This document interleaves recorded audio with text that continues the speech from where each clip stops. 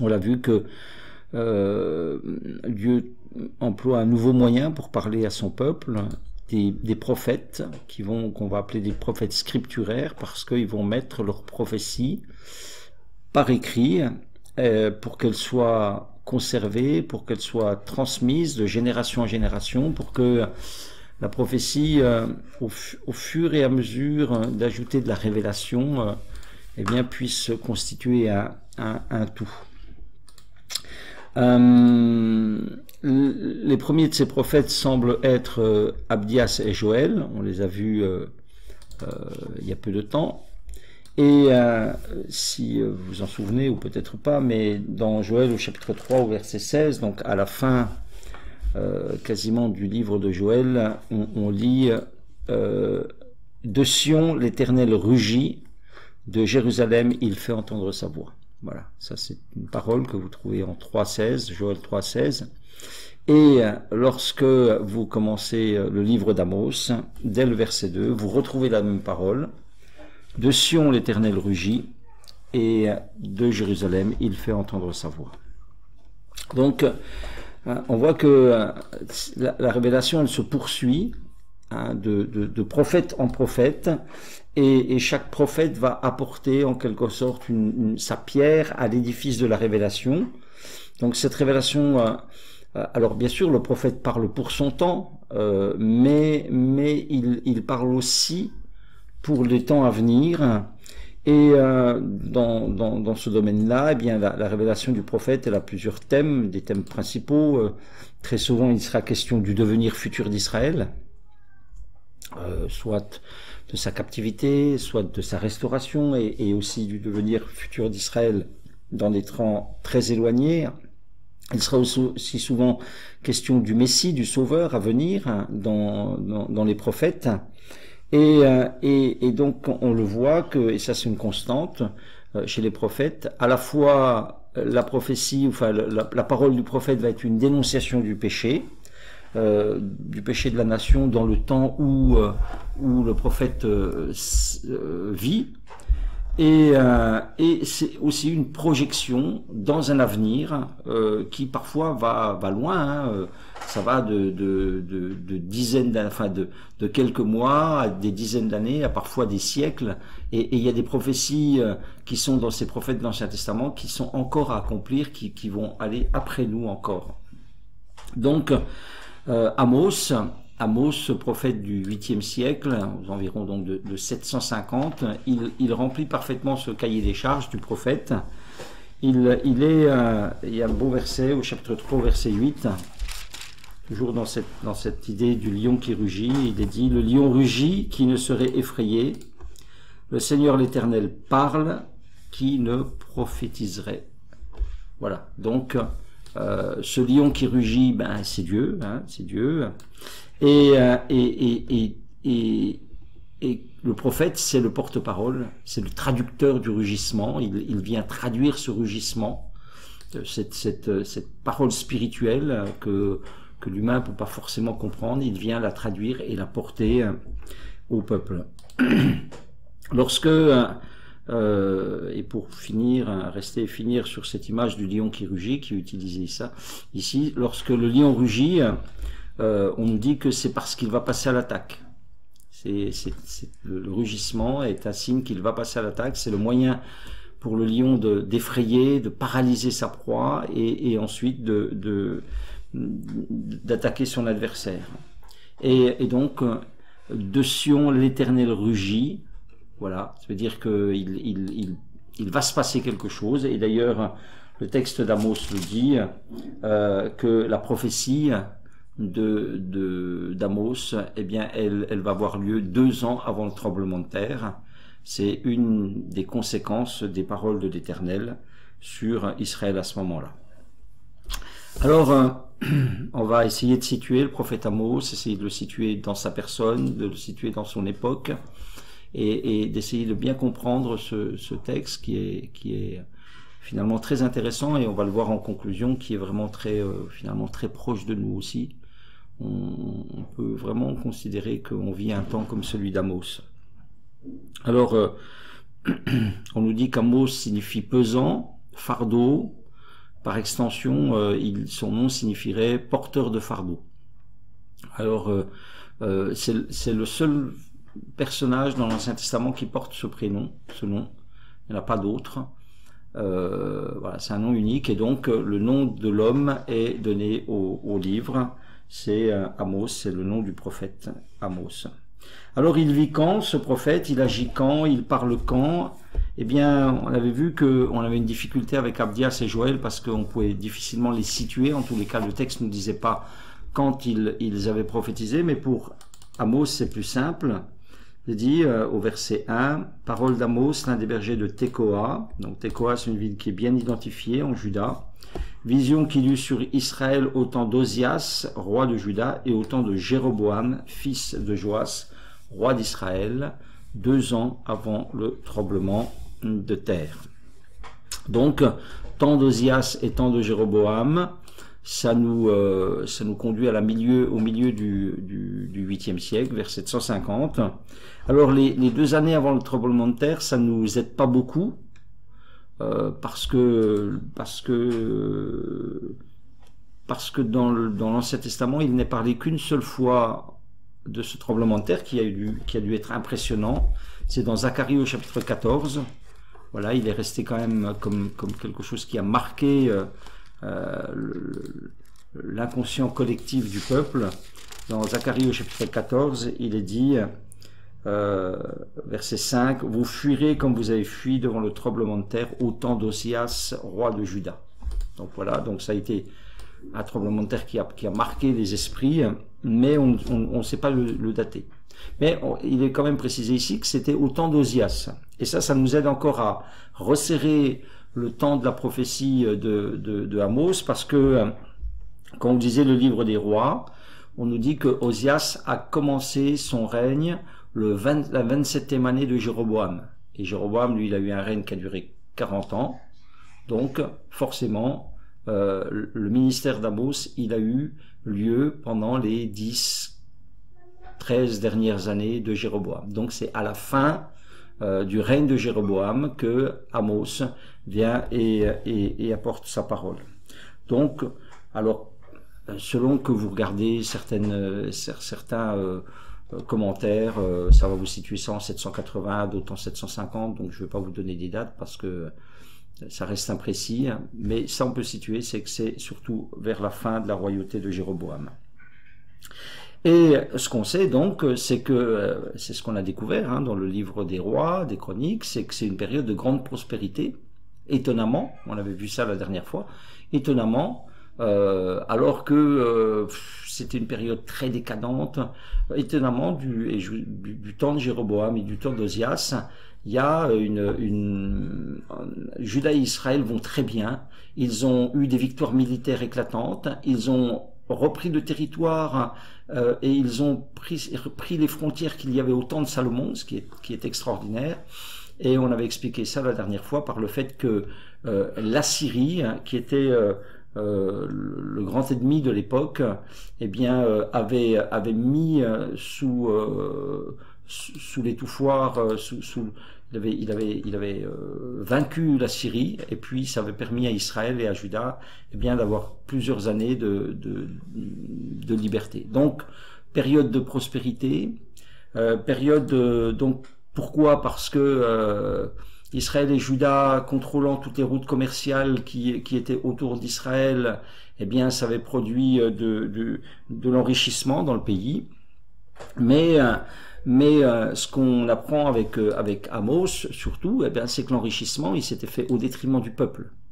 C'est-à-dire que ceux qui s'étaient enrichis, comme souvent d'ailleurs, c'était les grands du pays, ça avait eu, comme au temps de Salomon, beaucoup de richesses, beaucoup de riches, mais il y a eu aussi beaucoup de pauvres, beaucoup d'exploitation, puisqu'on était très éloigné de la loi de Dieu en Israël, et en Juda aussi, on ne faisait pas attention aux pauvres, au partage, etc.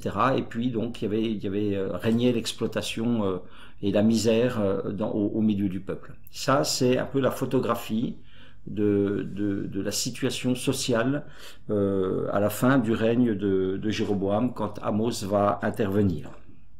Alors, personnage d'Amos, vous avez le chapitre 7. J'espère que vous avez lu, parce que si vous n'avez pas lu, ça va être plus compliqué de comprendre tout ce qui va être partagé ce soir. Au chapitre 7, il y a une petite narration de quelques lignes qui nous aide bien à comprendre qui est Amos, et il y a des renseignements intéressants qui nous sont donnés là. Par exemple, au verset 14 du chapitre 7, Amos répondit à Amatsia, « Je ne suis ni prophète, ni fils de prophète, je suis berger, je cultive des sycomores. » Voilà.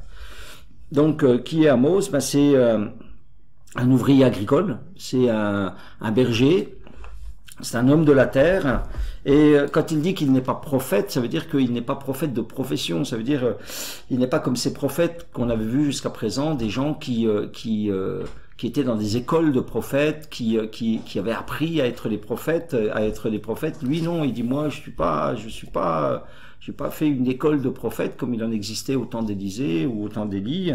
Moi je suis un homme du peuple que l'Esprit de Dieu a saisi. Voilà, si je suis là, c'est pas parce que j'ai été formé à être prophète. Je suis là parce que moi je suis un type de la terre, mais j'ai reçu la parole de Dieu et je ne peux pas m'empêcher de venir vous l'apporter. Et effectivement, on voit que Amos, c'est un homme qui connaît Dieu et sa parole, et il connaît Dieu parce qu'il a eu un appel personnel, par une relation personnelle. Le verset 15 continue, « L'Éternel m'a pris derrière le troupeau, l'Éternel m'a dit, va, prophétise à mon peuple d'Israël. » Voilà. Donc, vous voyez, un homme qui connaît Dieu par un appel personnel qu'il a eu, et dans ses écrits là que nous avons sous les yeux, ben il parle de la toute-puissance de Dieu, il parle du contrôle de Dieu sur toute la nature. Voilà, c'est ce qu'il a réalisé, c'est ce qu'il voit. Il parle de la sainteté de Dieu qui produit le jugement. Voilà, ça c'est sa connaissance, je dirais, spirituelle qu'il a de Dieu. Bon, on pourrait rajouter, hein, je vous donne les grandes lignes. On voit un homme qui connaît les Écritures aussi. Voilà, c'est un homme qui est instruit, peut-être il est berger, peut-être c'est un ouvrier agricole, mais il connaît les Écritures et il cite beaucoup de faits de l'histoire d'Israël, des choses qui sont contenues dans l'Ancien Testament. Par exemple, il parle de la haine d'Édom qui dure depuis toujours. Voilà, c'est au chapitre 1, au verset 11. Il parle des géants qui sont en Canaan. Ça, c'est au chapitre 2, au verset 9. Hein, pourtant, j'ai détruit devant eux les Amoréens dont la hauteur égalait celle des cèdres. Il cite la sortie d'Égypte. Il cite Sodome et Gomorrhe, dont l'histoire est racontée dans le livre de la Genèse. Il cite les 40 ans dans le désert. Il fait référence aussi à la loi. Il fait référence aux dîmes, au sabbat, au sacrifice. Et en citant ces choses-là, il montre combien Israël et Juda sont éloignés de la loi de Dieu. Parce qu'il dit, voilà ce qui devrait être, et puis voilà ce que vous faites. Donc, un homme qui connaît la parole de Dieu, qui a une connaissance de la parole de Dieu, une connaissance personnelle de Dieu, une connaissance de la parole de Dieu. Voilà, et je pense que nous devons être des Amos de ce point de vue-là. Hein. Non seulement connaître la Bible, c'est bien, mais connaître Dieu personnellement. Voilà, connaître Dieu personnellement, le connaître dans sa sainteté personnellement, le connaître dans son amour personnellement. Ça, c'est des choses que Amos avait reçues. Et puis, il nous est dit, toujours dans le même passage, au verset 12, chapitre 7, verset 12, il y avait un autre renseignement aussi intéressant pour la compréhension de tout le livre. Il est dit, et Amatsia dit à Amos, homme à vision, va-t'en, fuis dans le pays de Juda, mange-y ton pain, et là tu prophétiseras. Voilà. Il est originaire de Juda, d'un petit village qui s'appelle Tekoa, qui se trouve à 8 km de Bethléem. Et le fait qu'il vienne prophétiser en Israël est suspect. On a déjà vu ça avec d'autres prophètes. On sait qu'il y avait une rivalité très forte depuis la séparation, depuis le schisme.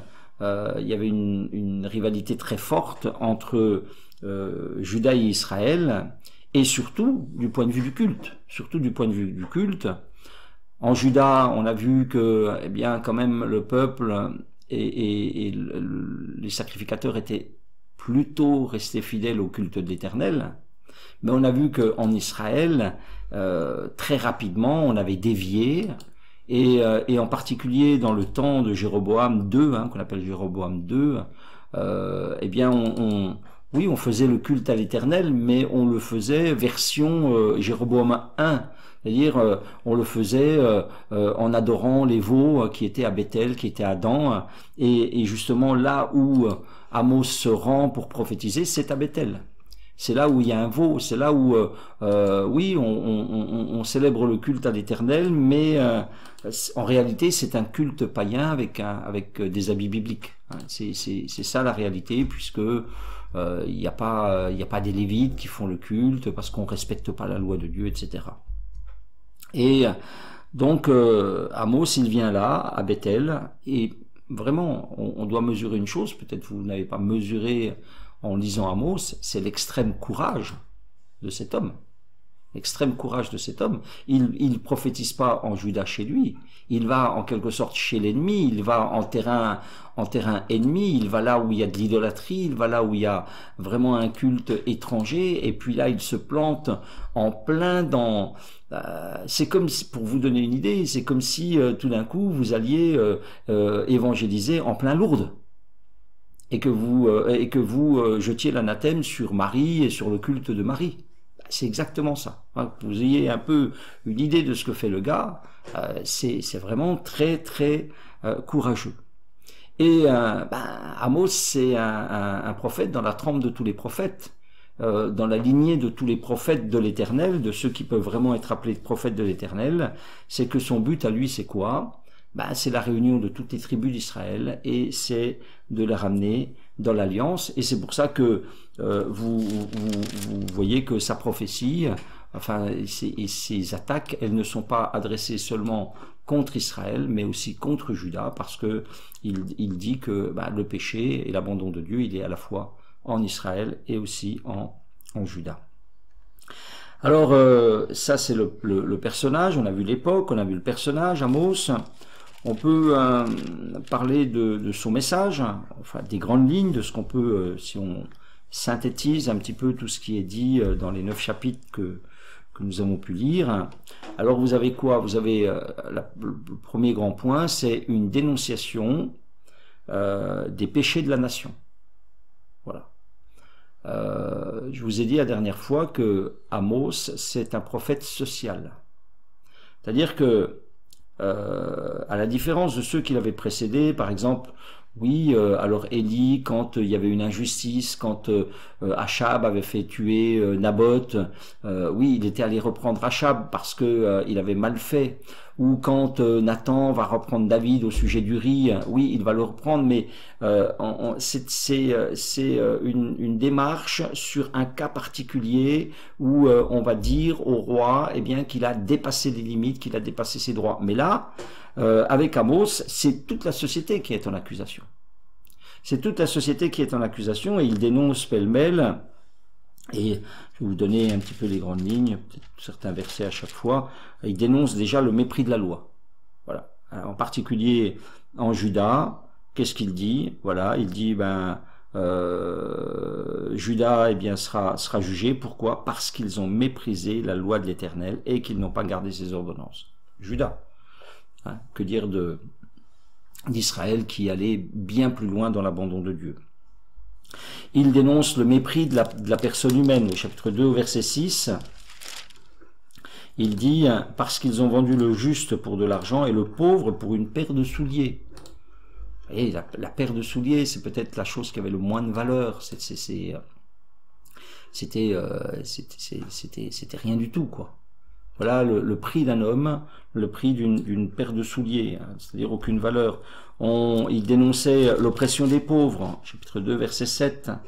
Par exemple, il dit là, ils aspirent à voir la poussière de la terre sur la tête des misérables. Ils violent le droit des malheureux. Il y a une corruption de la justice. Vous la trouvez au chapitre 5, au verset 12.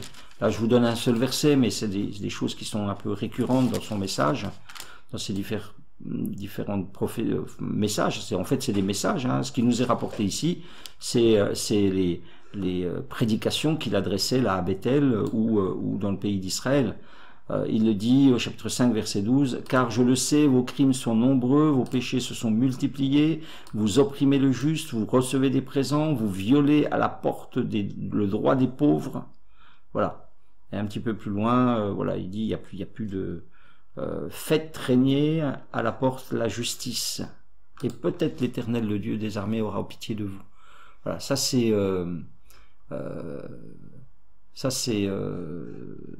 l'état d'Israël à ce moment-là. Il y a de la débauche dans toutes les générations. Par exemple, il est dit, ce verset un petit peu terrible, le fils et le père vont vers la même fille. C'est probablement la prostitution sacrée, hein, voilà, qui était en vogue.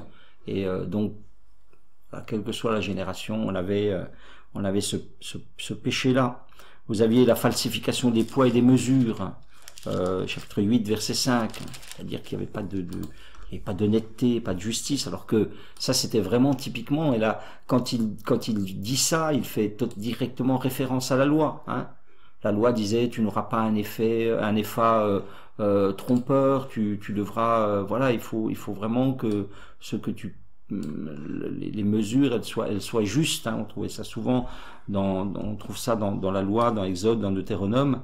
Ben là il dit quand finira le sabbat afin que nous ouvrions les greniers, nous diminuerons l'épha, nous augmenterons le prix, nous falsifierons les balances pour tromper. Voilà. C'était le fonctionnement du pays. C'était le fonctionnement du pays. Et comprenez bien que en dénonçant tout cela, eh bien, Amos s'attaque expressément à deux pouvoirs qui sont là. Le pouvoir royal, chaque fois qu'il parle de Samarie, en fait, c'est le pouvoir royal qui est mis en cause. Et chaque fois qu'il parle de Bethel, eh bien, c'est le pouvoir religieux qui est mis en cause. Pourquoi? Parce que ce sont les deux bénéficiaires de cette situation. De ces injustices, ce sont les deux bénéficiaires. C'est des gens qui, tant la religion que le pouvoir politique, s'enrichissent sur le dos du peuple. Et voilà, c'est par la force, hein, c'est par la force et par l'injustice qu'on presse le peuple et qu'on l'asservit. Et donc, en conséquence de cela, eh bien, il y a une colère de Dieu, le lion rugit. Le lion dit que le lion de Juda dit que les choses ne vont pas continuer comme ça. Il va passer à l'attaque. Il va se passer quelque chose. Et ce qui va se passer, eh bien, alors ce tremblement de terre qui viendra au bout de 2 ans, mais surtout une captivité est annoncée. Une captivité est annoncée. Alors la captivité, jusqu'à présent, ce message, il était comment dire, annoncé de manière très légère.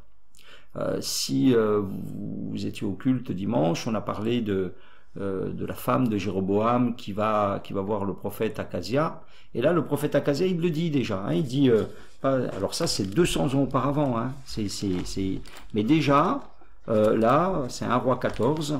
Il y a déjà une allusion à ça. Et puis, vous allez voir que ce message de la captivité, de la déportation, il va se préciser au fur et à mesure du temps, des mois, des années qui vont passer. Petit à petit, eh bien, on va préciser, et puis jusqu'à ce que ça devienne une réalité. Par exemple, 1 roi 14. Donc, 1 roi 14, on est tout de suite après Salomon. Hein. Et là, déjà, eh bien, Akazia dit, au verset 15, « L'Éternel frappera Israël, il en sera de lui comme un roseau qui est agité dans les eaux. Il arrachera Israël de ce bon pays qu'il avait donné à leur père, et il les dispersera de l'autre côté du peuple, parce qu'ils se sont fait des idoles. » Là, on est tout au début de la royauté. Et maintenant, 200 ans plus tard, Amos, eh bien, il va étoffer cette prophétie, il va la préciser, et il va dire des choses, et on peut vous donner... c'est souvent dans Amos que la notion de captivité, de dispersion, elle revient. Amos chapitre 3 verset 11. C'est pourquoi ainsi parle l'Éternel, l'ennemi investira le pays, il détruira ta force et tes palais seront pillés. Ici, ça concerne Samarie. Et il faut comprendre aussi une chose, c'est qu'au moment où Amos dit cela, C'est hautement improbable. C'est hautement improbable parce que, Israël est dans toute sa force.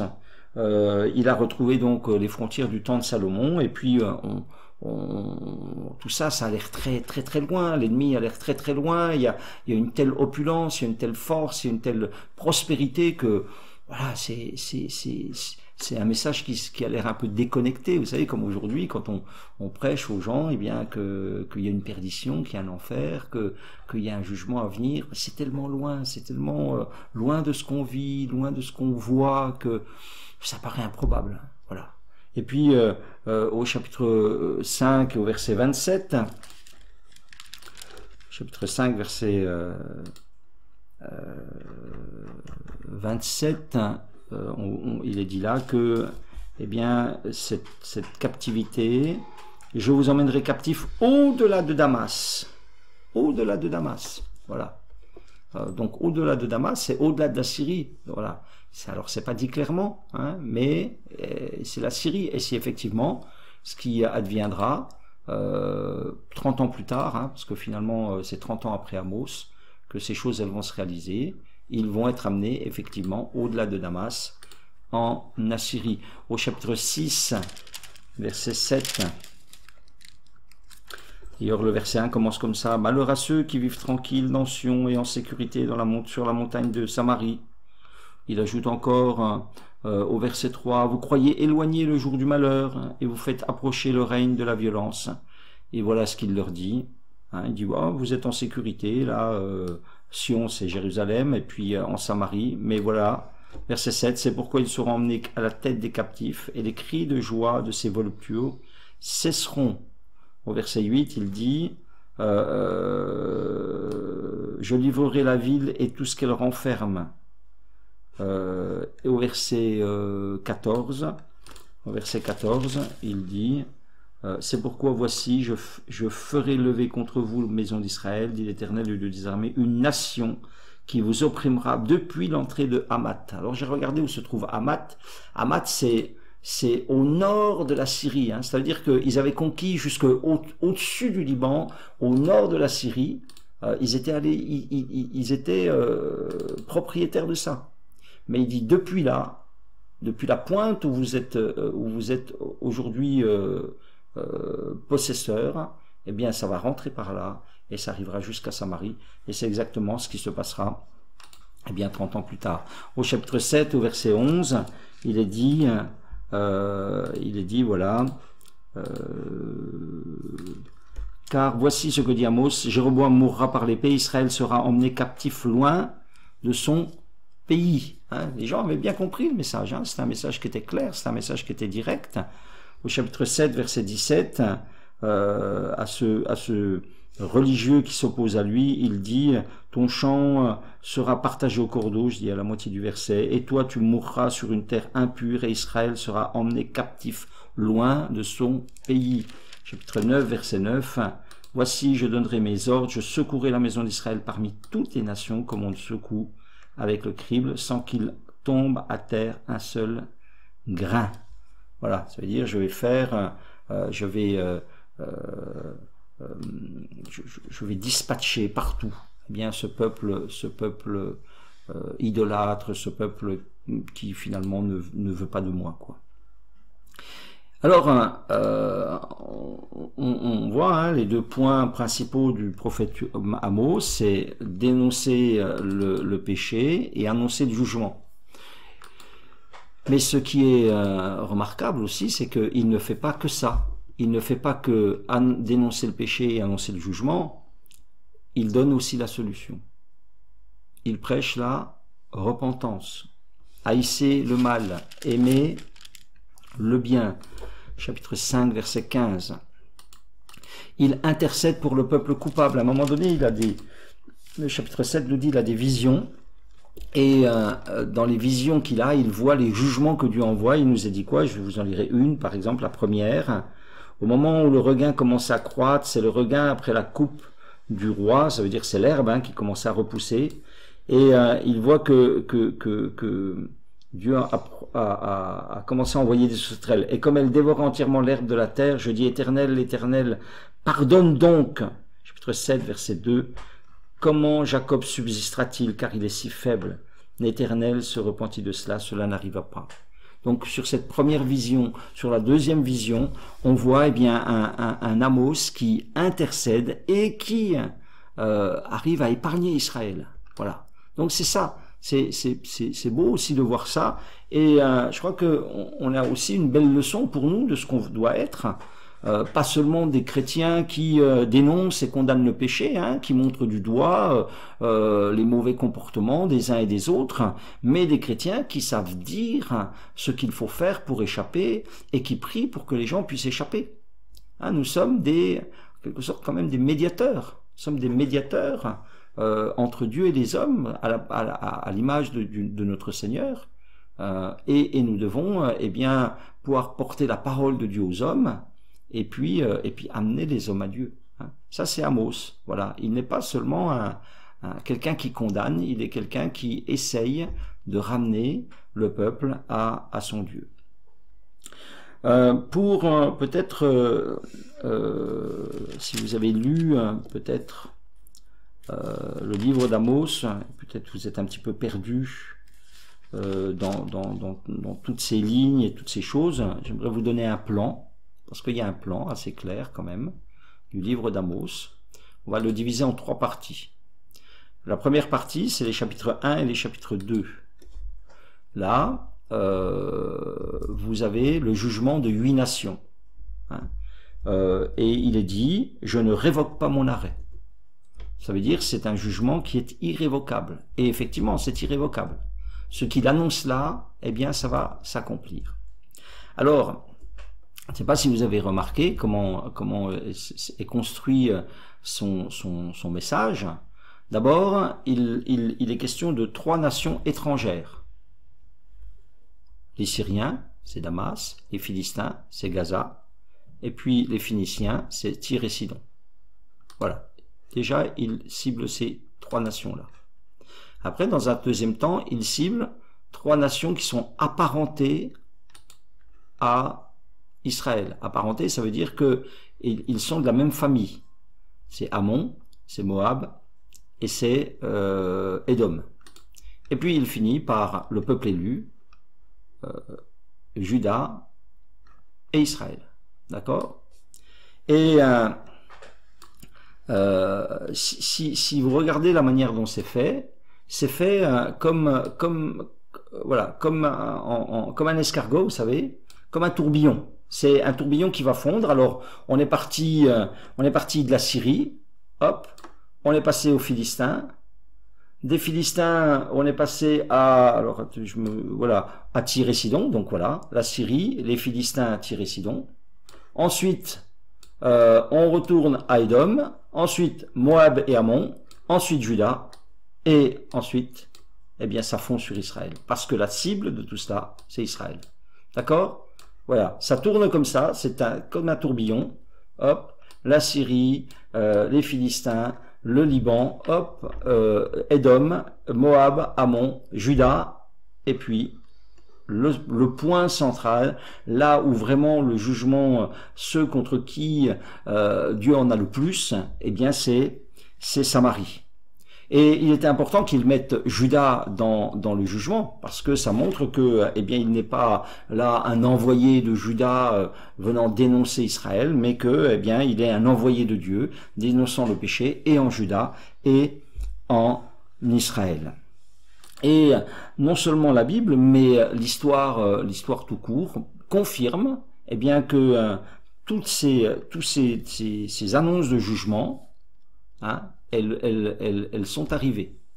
Alors, je ne vous les ai pas notées pour les autres nations là, parce que ça aurait été un petit peu lourd à entendre ce soir, mais pour ce qui est par exemple, de Juda, eh bien, où il est dit que j'enverrai le feu dans Juda, il dévorera les palais de Jérusalem.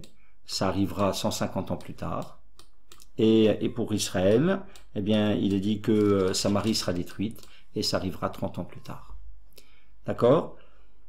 Ça, c'est la première partie, les 2 premiers chapitres. Jugement de 8 nations. Voilà. Et Et peut-être qu'Israël, en entendant le message, parce que ce message, il n'est pas allé le prêcher dans les autres nations, hein, il l'a prêché là à Samarie.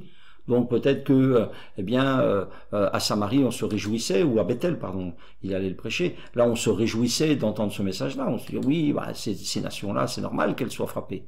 Mais en fait, voilà, ça tournait autour d'eux, mais pour finir, eh bien, pour que ça leur tombe aussi dessus. Ça, c'est la première partie. Après, vous avez une deuxième partie, c'est les chapitres 3, 4, 5 et 6. Donc, et là, eh bien, vous avez quoi? C'est l'acte d'accusation contre Israël. Là, vous avez 3 prédications. Elles ne sont pas difficiles à découper. Hein. C'est 3 prédications qui commencent par le verbe « écouter ». Chapitre 3, verset 1, « Écoutez cette parole de l'Éternel ». Chapitre 4, « Écoutez cette parole ». Chapitre 5, verset 1, « Écoutez cette parole ». Voilà, 3 prédications qui commencent de la même manière. « Écoutez cette parole ». Alors, qu'est-ce qu'il faut écouter? Dans la première prédication du chapitre 3, eh bien, il nous est dit là que ça concerne toute la famille que j'ai fait monter du pays d'Égypte, donc Juda et Israël. Mais s'il englobe Juda et Israël, très rapidement, dans la deuxième partie de sa prédication, il parle de Bethel et de Samarie qui vont être frappés pour leurs péchés. Bethel, je vous le répète, c'est le pouvoir religieux idolâtre, et Samarie, c'est le pouvoir politique injuste et qui spolie les pauvres, qui écrase le peuple. Ça, c'est la première prédication. Dans la deuxième prédication, le chapitre 4, alors elle concerne les génisses de Bazan qui est sur la montagne de Samarie. Alors, et le texte nous laisse comprendre qui sont ces génisses de Bazan. C'est les femmes des grands d'Israël qui vivent dans l'opulence, qui vivent dans la débauche, qui vivent dans la religion idolâtre, qui vivent dans le mépris des pauvres. C'est tout ce qu'on voit là au chapitre 4. Et se reproche, par exemple au verset 4 du chapitre 4, « Allez à Bethel et péchez, allez à Gilgal et péchez davantage, offrez vos sacrifices chaque matin, vos dîmes tous les 3 jours. » Un peuple qui est extrêmement religieux, extrêmement attaché au culte, qui était à Bethel, qui était dans les lieux de culte. Mais on cherche la religion, mais on ne cherche pas Dieu. Et c'est pour ça qu'au chapitre 5, il dira « Cherchez, ne cherchez pas Bethel, cherchez l'Éternel. Cherchez-moi et vous vivrez. » Chapitre 4, chapitre 5, verset 4. « Ne cherchez pas Bethel, n'allez pas à Gilgal. » Voilà. Ça sert à rien d'aller à droite, à gauche, de courir après je ne sais quoi. Courez après l'Éternel. Et dans cette prédication là, cette deuxième prédication du chapitre 4, vous avez un refrain qui revient 5 fois. Il dit voilà, je vous ai envoyé, je vous ai frappé, etc. Et malgré cela, vous n'êtes pas revenu. Malgré cela, vous n'êtes pas revenu. 5 fois, c'est dit. Et ça se termine par cette phrase terrible: prépare-toi à la rencontre de ton Dieu Israël. Ça veut dire vous avez eu une multitude d'appels à la grâce qui ont été repoussés. Alors, il vous faudra rencontrer Dieu dans ses jugements. Voilà. J'ai essayé par tout un tas d'empêchements que vous avez eu, par des famines, par le manque d'eau, par la peste, par des choses là, d'essayer d'ouvrir votre esprit, de vous dire mais c'est pas normal. Dieu nous a appelés à la bénédiction dans le beau pays, le pays où coule le lait et le miel. Comment se fait-il que nous ne vivions pas ces choses? Et ça aurait dû amener le peuple à se repentir et à rechercher Dieu, comme au temps des juges où il revenait et Dieu revenait. Mais malgré cela, vous n'êtes pas revenu. C'est un peuple qui est terriblement endurci, terriblement éloigné, et donc en conséquence, prépare-toi à la rencontre de ton Dieu. Puis vient la troisième prédication. Elle commence au chapitre 5, au verset 1. Écoutez cette parole, cette complainte que je prononce sur vous, maison d'Israël. Donc elle concerne la maison d'Israël. Et là encore, eh ben c'est un appel à revenir, à la repentance. Chapitre 5, verset 6, chapitre 5, verset 4, cherchez-moi et vous vivrez. Verset 6, cherchez l'Éternel et vous vivrez. Verset 14, recherchez le bien et non le mal afin que vous viviez. Voilà, c'est un Dieu de vie. Nous avons un Dieu de vie. Et Dieu voulait que ces gens cherchent vraiment la vie. Dans cette même prédication, il est question au verset 18 du jour de l'Éternel. Voilà. Le jour de l'Éternel, c'est un espèce de fil rouge qu'on trouve chez les prophètes. Vous vous souvenez qu'on l'avait trouvé d'abord chez Abdias, puis on l'a trouvé chez Joël. Et puis ici, eh bien aussi, Amos apporte un petit peu une pierre à l'édifice de ce jour de l'Éternel. Il dit: malheur à ceux qui désirent le jour de l'Éternel.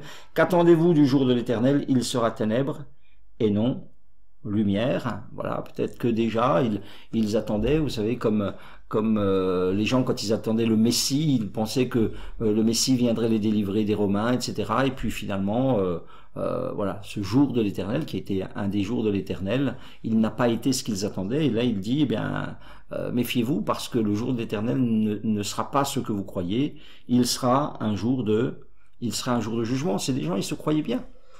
C'est des gens, ils se croyaient bien. C'est des gens, ils croyaient que, bah, voilà, c'était que tout allait bien. Des fois, c'est un des grands messages d'Amos, hein, c'est l'illusion. On va y revenir dans quelques la fausse assurance. On va y revenir dans quelques instants. Et dans sa donc troisième prédication, elle est plus longue que les deux premières. Le verset 6 dit, chapitre 6 dit, elle tient sur 2 chapitres: malheur à ceux qui vivent tranquilles dans Sion et en sécurité sur la montagne de Samarie. Voilà. Et encore au verset 5, on l'a lu déjà tout à l'heure: vous croyez éloigner le jour du malheur, vous faites approcher le règne de la violence. Voilà. Il leur parle de leur fausse assurance, et il leur dit que la ruine les surprendra sans qu'ils s'y attendent. Voilà. Et c'est un message, hein, qui revient souvent. Il dit du temps de Noé, les gens mangeaient, buvaient, et puis tout d'un coup le déluge est venu.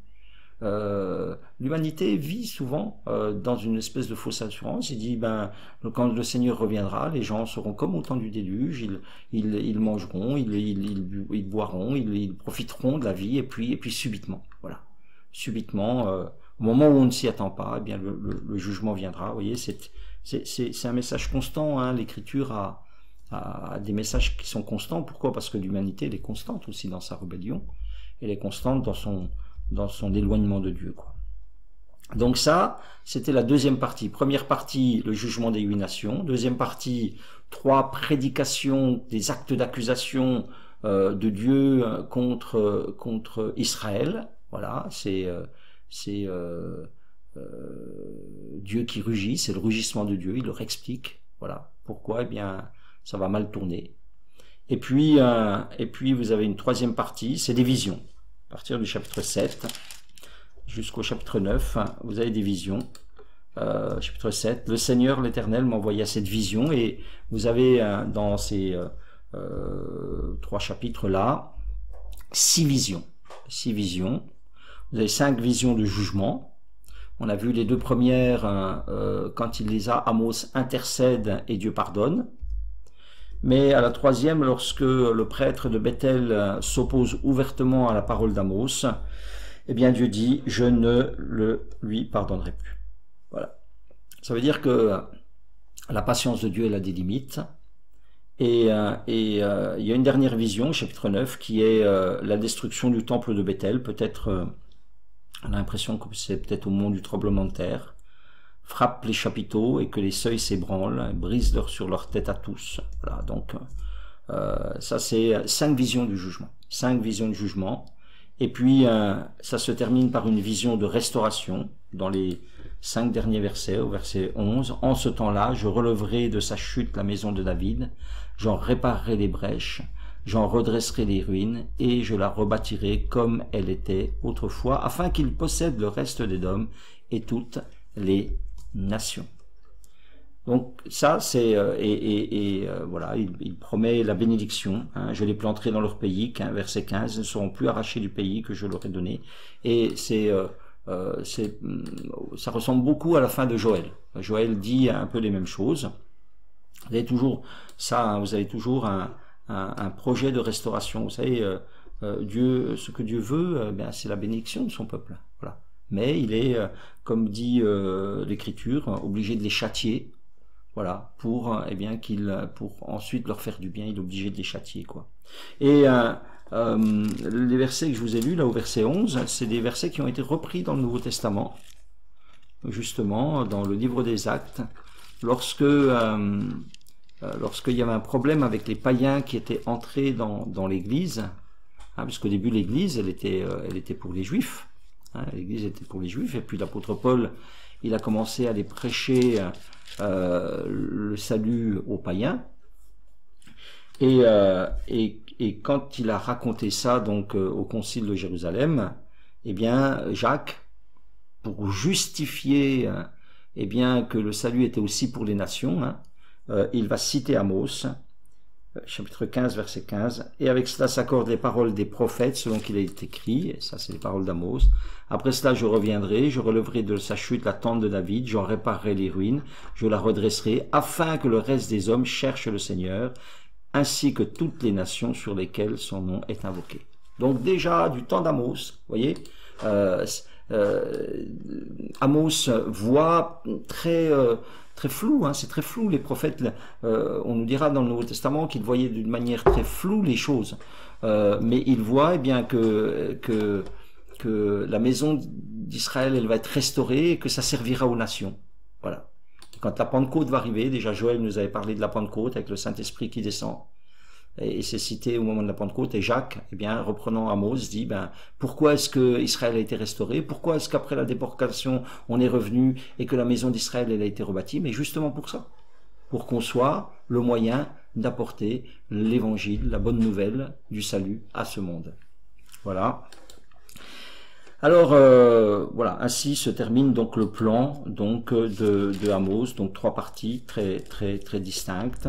Une partie jugement de 8 nations, une partie acte d'accusation contre Israël, une partie de vision, qui sont des visions de jugement, sauf la dernière, qui est une vision de restauration, avec une portée prophétique qui va aller jusqu'à la Pentecôte et jusqu'à aujourd'hui, parce que voilà, l'Église, et ça nous montre qu'une chose aussi, et qu'on verra de plus en plus dans les prophètes, c'est que c'est un message universel.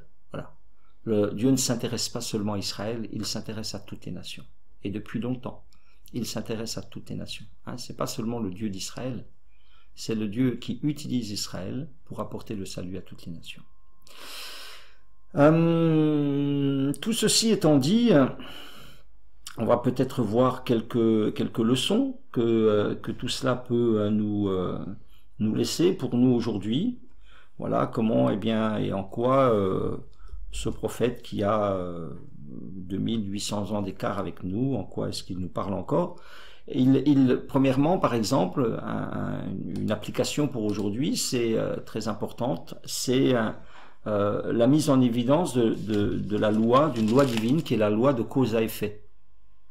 La loi de cause à effet, c'est simple, on le dit sous des formes un peu plus triviales, on dit par exemple, il n'y a pas de fumée sans feu. Hein, il n'y a pas de fumée sans feu. Donc s'il y a de la fumée, c'est qu'il y a un feu, ça veut dire qu'il y a une cause. S'il y a un effet, c'est qu'il y a une cause. Et Amos, il parle de ces deux choses. Il dit non seulement que s'il y a un effet, le jugement, c'est parce qu'il y a une cause, hein, et il leur dit surtout, là c'est surtout ce que dit Amos, attention, parce qu'il y a des causes, vous allez avoir des effets. D'accord? Mais ça c'est quelque chose qui est très important, c'est une pensée de Dieu. Il y a une relation de cause à effet dans les choses. Le sol, quand Adam pêche, il dit le sol sera maudit à cause de toi. Voilà, et vous pouvez suivre cette loi de la cause à effet dans toute la Bible avec ce petit mot, cette petite expression à cause, à cause, à cause. Voilà. Et là, c'est au chapitre 3, verset 1 que vous avez tout un discours. Il dit par exemple, donc ça commence au verset 3, mais est plus parlant, l'oiseau tombe-t-il dans le filet qui est à terre sans qu'il y ait un piège? Voilà. Oui, si un oiseau tombe dans un filet, c'est parce qu'il y a un filet. Et si le filet s'élève de la terre, pourquoi est-ce que le filet s'élève? Parce que quelque chose l'a déclenché. Voyez? Et sonne-t-on de la trompette dans une ville sans que le peuple soit dans l'épouvante? Voilà. Pourquoi est-ce qu'on sonne de la trompette? Parce qu'on nous alerte. On nous alerte qu'il y a un ennemi qui s'approche. Donc, toujours une relation de cause à effet. Et ça, il faut vraiment qu'on soit conscient que c'est une loi divine. Ce qu'un homme sème, il le récolte. Voilà, cause à effet. On pourrait parler longuement de ça. Une deuxième pensée très forte dans Amos, c'est que si tous les appels à la grâce sont repoussés, il faudra rencontrer Dieu dans ses jugements. Ça, c'est très important aussi pour nous aujourd'hui. Bon, la relation de cause à effet est très importante. C'est la relation de cause à effet. Elle te dit que si aujourd'hui, ce que tu sèmes, tu vas le récolter. Donc c'est pour aujourd'hui ça. La leçon aussi d'Amos que si lorsque Dieu te dit de revenir, de te tourner vers lui, de prendre des positions, si tu le fais, tu vas t'éviter les problèmes, tu vas t'éviter les jugements, tu vas t'éviter les coups. Mais que si bien tu refuses, tu fais sourde oreille à tous les appels à la grâce, il va en venir à des jugements, à des corrections peut-être plus sévères. Donc ça aussi c'est quelque chose qu'on doit saisir. Et si le peuple avait écouté Amos, et il le dira, on le dira la semaine prochaine, à la fin, quand la déportation arrivera, il est dit que Dieu a envoyé sans cesse des prophètes. Pourquoi? Pour qu'ils se détournent, et pour qu'ils ne soient pas obligés d'arriver à cette extrémité. Mais finalement, puisqu'ils ont refusé les appels de grâce, eh bien, ils ont dû se confronter au jugement et subir le jugement. Et puis une troisième leçon aussi, donc qui est pour nous aujourd'hui, une troisième vérité qui traverse le temps, c'est attention à la fausse assurance. Attention à la fausse assurance. Le problème de ces gens-là, c'était quoi? C'est qu'ils ne pouvaient pas entendre le prophète Amos parce qu'ils étaient dans une telle assurance, ça leur semblait tellement improbable, tellement loin, que se disaient que c'était pas possible. Et attention, c'est la fausse assurance qu'a ce monde, quand on parle de Dieu, de péché, etc. Ça ne signifie rien. Il y a tellement de prospérité matérielle, il y a tellement de, on s'appuie tellement sur la matière, sur nos propres forces, sur nos propres moyens, sur les capacités techniques, technologiques, médicales, que non, voilà, on ne voit pas ce que Dieu aura à faire et à dire là-dedans, et c'est une fausse assurance. C'est une fausse assurance. Ne nous laissons pas tromper à titre individuel par la réussite. Par exemple, s'il y a le péché dans nos vies, s'il y a de mauvais comportements dans nos vies, on le payera tôt ou tard. C'est ça le message qui est adressé par Amos. Ces gens, ils disaient, mais bon, faut faire ce qu'on veut, qui nous dira quoi? Et Amos leur dit, mais la manière dont vous vivez, vous allez le payer. Vous allez le payer. Et ils l'ont payé. Et il le dit, par exemple, au prêtre, il dit, mais tu verras, ta femme se prostituera, tes filles tomberont par l'épée, et tu mourras sur une terre impure. Ah, tu le vois pas aujourd'hui. Aujourd'hui, ça me te semble improbable. Ben, c'est ce qui t'arrivera. Ça, c'est voilà des leçons spirituelles qui sont du temps d'Amos et qui sont pour nous. Je conclurai peut-être en disant que je crois que vraiment Amos, c'est un exemple à suivre pour nous. Je crois qu'on vit dans un monde semblable au sien, donc un monde qui est prospère, un monde qui est éloigné de Dieu. C'était vraiment la nation d'Israël, prospère, forte, sûre d'elle, éloignée de Dieu. Les gens de Bethel étaient comme les gens d'aujourd'hui, c'est-à-dire ils étaient croyants, vous voyez, ils allaient à l'église, ils couraient à l'église, ils donnaient leurs dîmes, ils faisaient des sacrifices, etc. Mais ils s'étaient fait une religion sur mesure qui ne leur sera d'aucune utilité dans l'épreuve. Voilà, on peut se faire des religions, on peut se faire des systèmes religieux, même chez nous évangéliques, on peut se faire tout un tas de systèmes, mais ce qu'on a besoin, c'est d'avoir un Dieu vivant. C'est d'avoir un Dieu vivant, c'est d'avoir le Dieu d'Amos, le Dieu qui nous parle personnellement, c'est de cela, et c'est toujours à cela qu'on doit revenir, les uns les autres, moi le premier. Parce que sinon, on est dans une fausse assurance. Amos est un exemple à suivre dans le courage. Voilà. Est-ce qu'on a aujourd'hui le courage d'Amos de dire que le péché entraîne le jugement?